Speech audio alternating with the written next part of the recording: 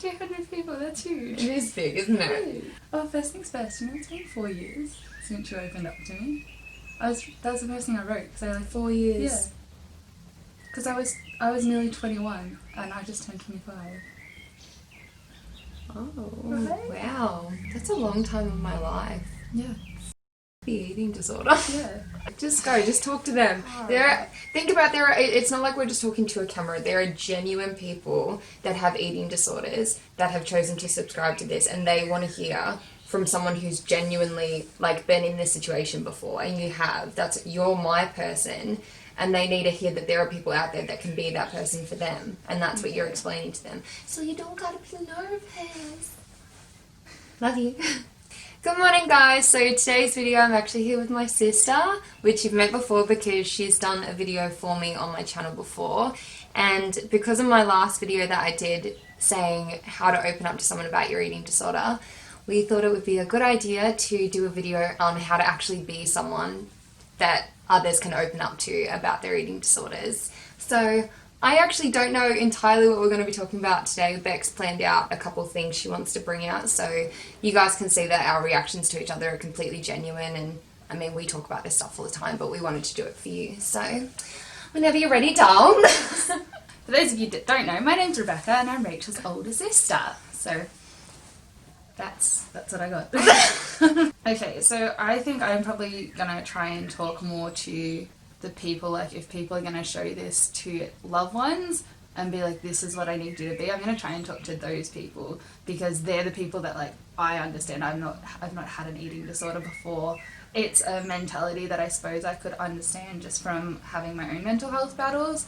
So I feel like when you describe mental health, like I feel like everyone who's struggled with some sort of mental health can understand because they all sort of come from the same place. Like this is like a form of addiction. I've watched YouTube channels that are about like addiction to like chemicals and things like that, and it's like it's all the same stuff, and it all comes from like places of not okay mental health, and I've had not okay mental health, so like I can understand that. And I think that's also a really big point, is that you need to understand mental health first and foremost before you can decide if you're going to try and help someone.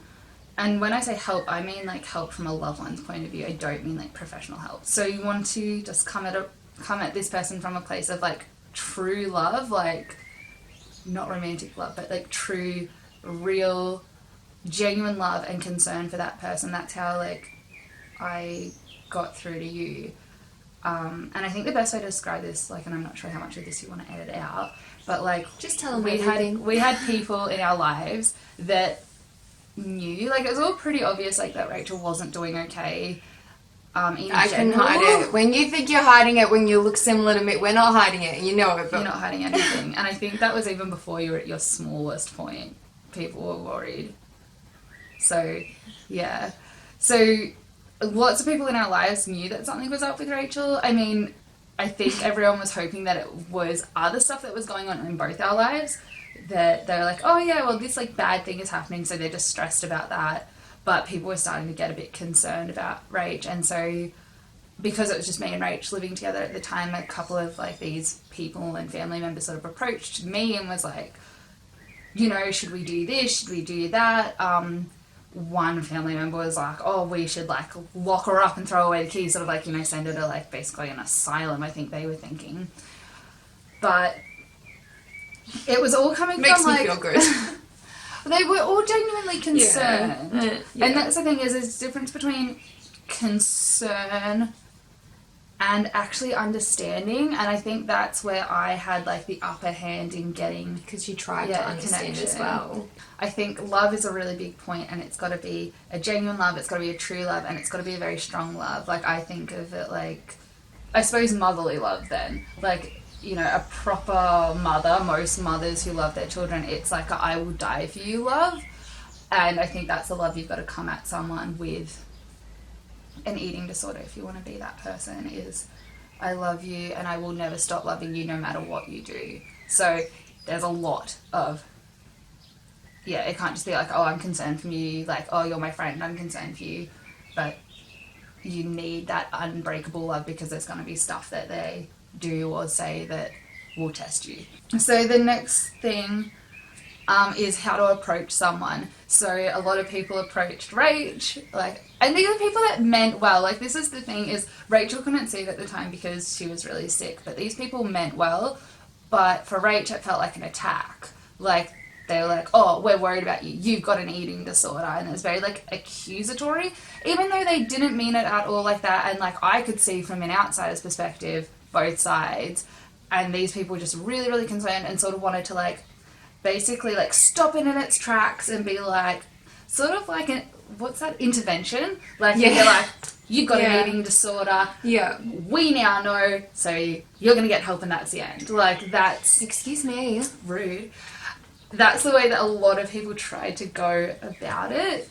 And unfortunately, that's just not the case. I mean, like, you do have to know your person, but that's where it comes back to the love, is you've got to really know someone and understand the way that their brain works as a normal person. And then you have to then understand that an eating disorder is not about food. So it's not just like you need to stop. You need to understand that, like, it is a mental health problem first and foremost, and that because it's a mental health problem, they are scared, they are, like, concerned, they don't believe in themselves, like, all the things that go with mental health. Like, and keeping in mind too is that when you have an eating disorder, it feels, I always call it like your protective cape. That's what it feels like. And if you have an issue in life and you've turned to an eating disorder, then if someone comes at you in any form, even if they're coming from a place from love, if they say something slightly wrong and it's not their fault, it might just be their tone of voice, but if they indicate that your eating disorder is wrong, it will feel like an attack, because your eating disorder is what's protecting you from being hurt. So it's very hard to be that person and go about it the right way. And I know that now, but back then it definitely did feel like an attack. Yeah. So this all happened within, like, I reckon a couple of weeks. All these people, like, oh, this is a problem, come on, Rach, like, you know, blah, blah. I had a lot of these people, like, approach me and go, oh, we know that this is wrong with Rachel, we're going to do this. And I basically was like, I'm well aware what's wrong with Rachel. I'm working out how to approach it, and you guys need to back off. I became very protective. I almost became Rachel's person without her realising it at the start. You always wear my purse. Yeah. But, like, before you even opened up, like, I was very, like, back up, back off.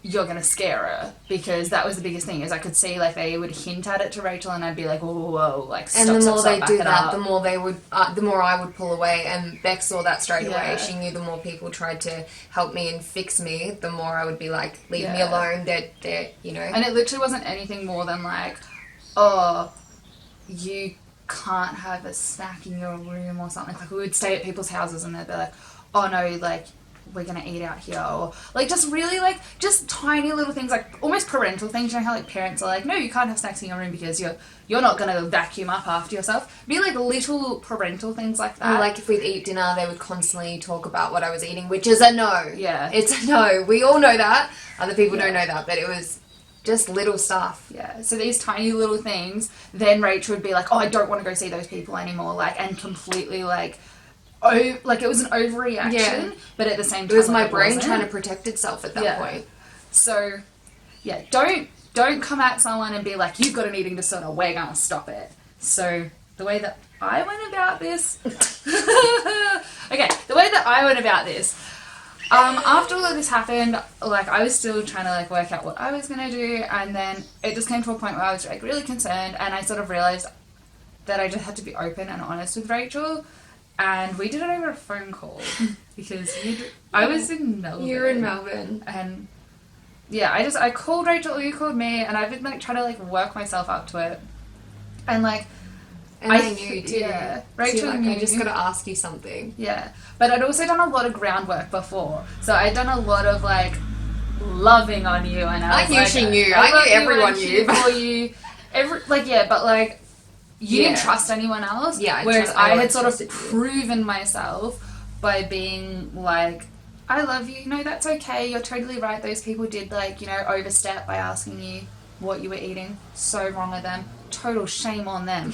Yes, you should never go to their house. Like, I sort of took her side, even though I knew it was not right. Like, I knew these people were just trying to help. I didn't defend them because for Rachel, I could see that it was hurting them. So I took her side and sort of laid that groundwork that I was on her side.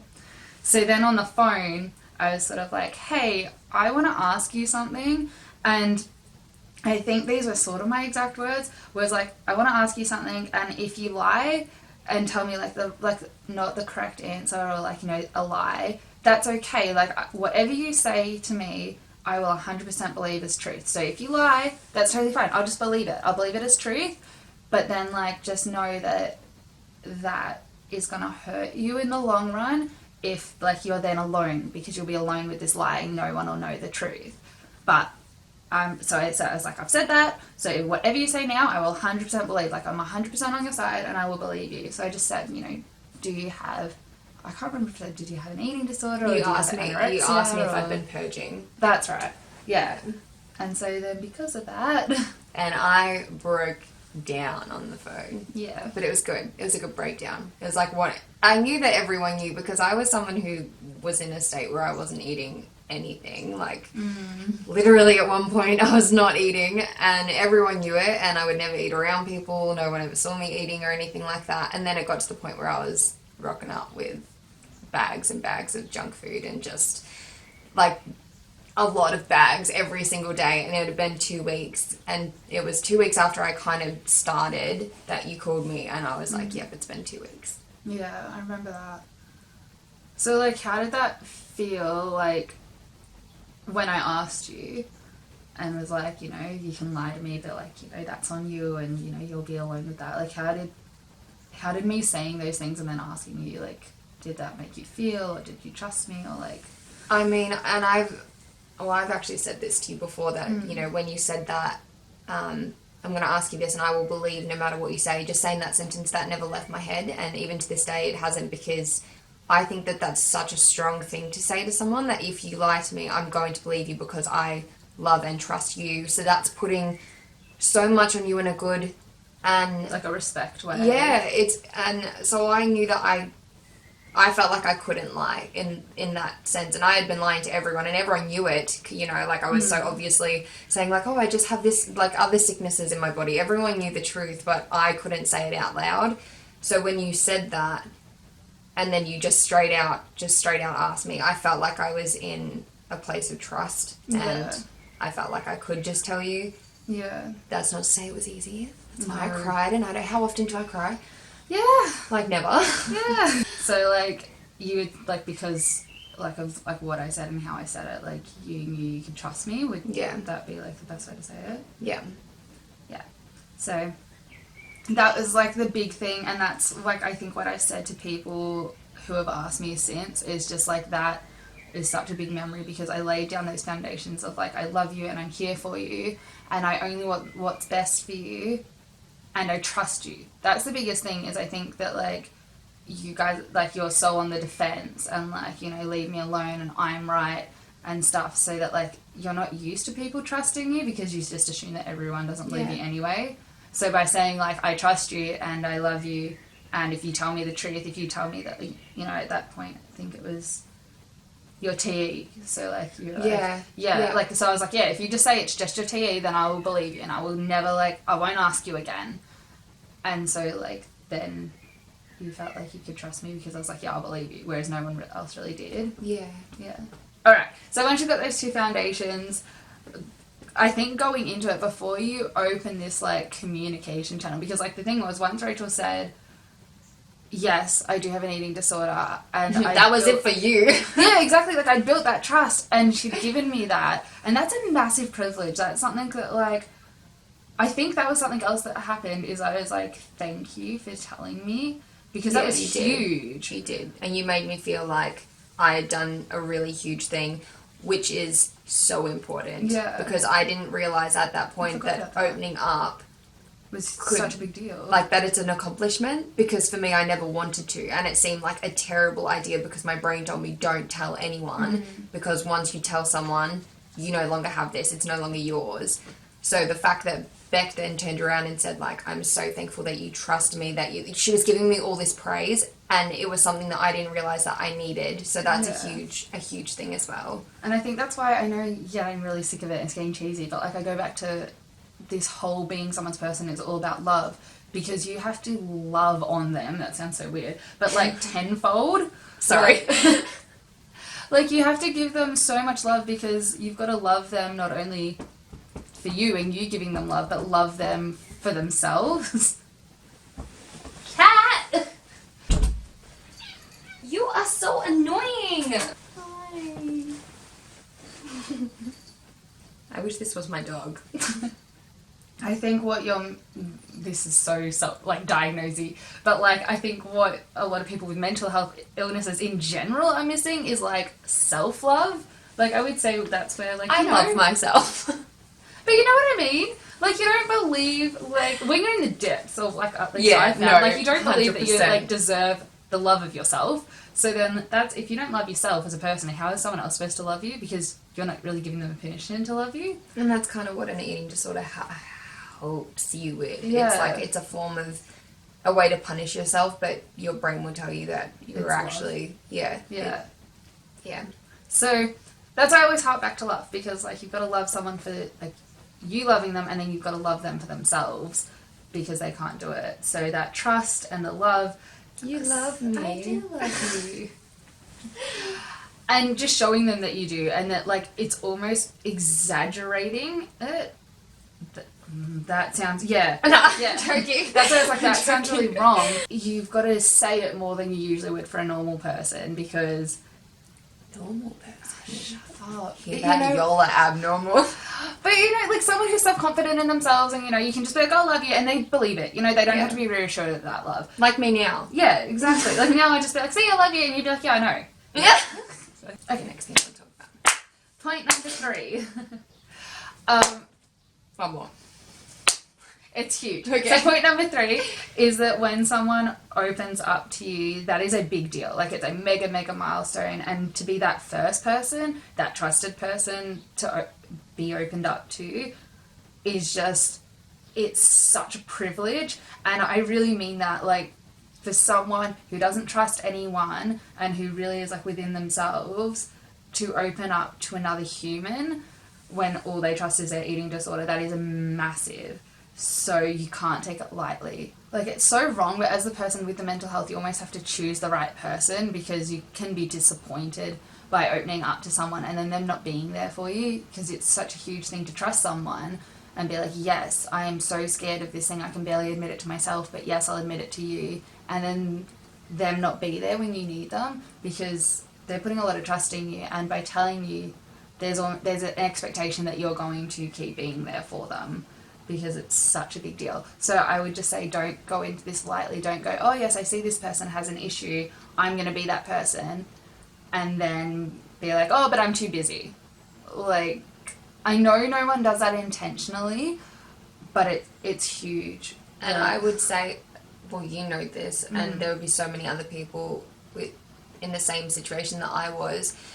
If I had opened up to Beck, and then for some reason, like, she just turned into a different human and decided, I can't help you today, or we'll talk about it another time. If she had said anything like that, it would have been a life or death situation. Yeah. Like, it's a commitment, so don't take it lightly. Don't just, like, think for 2 seconds, oh yeah, I'll be this person. Like, actually sit down if you have to and consider what you're doing, because once that's open, you then have to be there for that person all the time. And that sounds so extreme, but it's so true. So, yeah, just don't take it lightly. You know, I sort of almost became like half of your brain for a little while there. My brain didn't function. So to be half of someone's brain for a while, like, you're there. You've got to be there all the time. Like, that is a commitment. So don't take it lightly. Like, you have that's to know such your a big own thing. strength. Yeah. You've got to be strong enough for yourself first, and then strong enough to take on more than yourself, which is not something that everyone can do, and I'm thankful that we have the relationship that we do. It's so much of a blur, those first. Like, yeah, to be honest, those first 2 years, I'm sorry. I feel like once I opened up to you, then it was just kind of like, oh, you told me I'll be here. Yeah. anytime you need to talk about it. I'm not going to tell you what to do, because she knew that if she set out rules, then I would be like, screw ya, this was a mistake. Don't tell me what to do. Like, you've taken everything away from me. She knew not to do that. But I suppose that's something you have to be prepared for too. Just like knowing that you're carrying a big secret. Don't go blabbermouthing once, no. No one likes a tattletale. We'll hate you. Yeah. We'll cut you right off. Us eating disorder people with fierce. Yeah. It's not going to be a secret forever, but it is going to be a secret for a while. Oh, hello. We're doing videos about it now. Wouldn't have guessed this 4 years ago. Yeah, Rachel goes from you can't tell anyone to let me tell the internet. Yeah. It may just feel like for a little while that you are lying, or that you're carrying around like this really big thing that you want everyone else to know, because like I did, I really wanted everyone else to know, because I wanted it to be out in the open, because I knew once it was out in the open it would be more healthy. Yeah. But I knew that that was Rachel's decision, and that's the other thing, is you're going into this to be someone's support person, but you're supporting them, you can't control them. So, you know, you can't control them, you can't control how long this is going to take. And you can't tell them. It will take years. It will take years. Yeah. So I'm still recovering. Up. It takes years. Yeah. And it's really funny, because when I first, well, maybe not, no, pretty much straight away, I reckon once we started to really talk to each other about what was going on, she always used to say, oh, like one day maybe you could do like YouTube. That's right. I did. It's a really good thing to be someone's trusted person. And we hope that this video can make sense. Yeah, we hope it makes sense for starters, and we also hope that maybe there's something that we've said that maybe you haven't thought about before if you want to be that person. And hopefully by the end of this video, if you made it through, you will know what it takes to be that person and how much it actually takes from you to be that person. And I think you'll know the difference between feeling like you want to know the answer just to be the person that knows, because I had everyone in my life, like everyone in high school, all my family, all my friends, before I opened up, everyone knew because there was no hiding it. But there were so many people that I knew just wanted to be that person to get the answer out of me. Yeah, just be like, oh, just admit it. But then they weren't in it for the long haul to because then they'll be the person that knows, and then they can say, you know, to everyone, like, oh, I found out the answer, like, it's actually official. I think you'll know whether you want to know for the wrong reasons. Don't be that person. Do not be that person, because you have no idea what you could possibly do to the person with the eating disorder if you risk that. Plus, if their protective person, me, finds out, she's snatching I'll kill you. She's feisty. Alright, anyway, we're leaving We're wrapping it up now. Thank you guys so much for watching this video. I really hope you enjoyed it, and I hope I see you in my next one. I thought you were going to blow a kiss with me. Sorry. Hang on, go again. Blow a kiss?